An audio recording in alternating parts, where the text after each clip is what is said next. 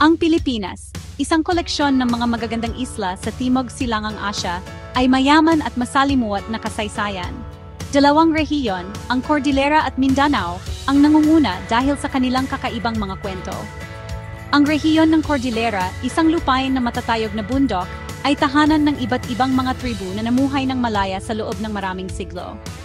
Ang Mindanao, ang pangalawang pinakamalaking isla, ay ipinagmamalaki ang matatabang kapatagan at mga baybayin. Ito ay tahanan ng iba't ibang grupo kabilang ang mga mandirigmang tribu ng Maguindanao at ang Sultanato ng Sulu.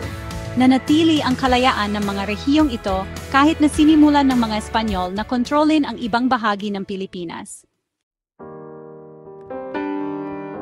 Ang mga Espanyol na manlalakbay, sa pangunguna ni Ferdinand Magellan, ay unang dumaong sa Pilipinas noong 1521. Gayunpaman, noong 1565 lamang sa pagdating ni Miguel Lopez de Legazpi, na itatag nila ang isang permanenteng presensya. Layunin ng mga Espanyol na angkinin ang mga kayamanan ng mga isla at palaganapin ang Kristyanismo. Mabilis na sinakop ng mga Espanyol ang mga kapatagan.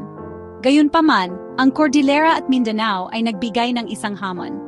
Mahirap ang lupain, at ang mga tao ay lubos na malaya. Naharap ng mga Espanyol ang matinding paglaban sa Cordillera.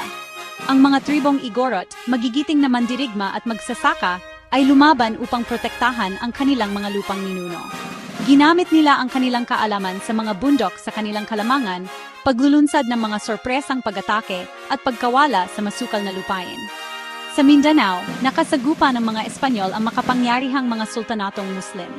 Ang Sultanato ng Sulu, sa partikular, ay napatunayang isang mabigat na kalaban na lumaban sa mga pagtatangka ng Espanyol, nasakupin sila sa loob ng maraming siglo.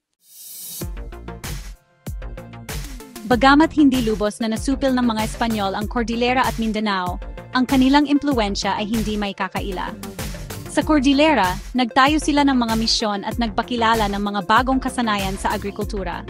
Gayunpaman, sila ay higit na nabigo sa pag-convert sa mga Igorot sa Kristyanismo. Sa Mindanao, ang presensya ng mga Espanyol ay humantong sa mga siglo ng tunggalian sa mga komunidad ng Muslim.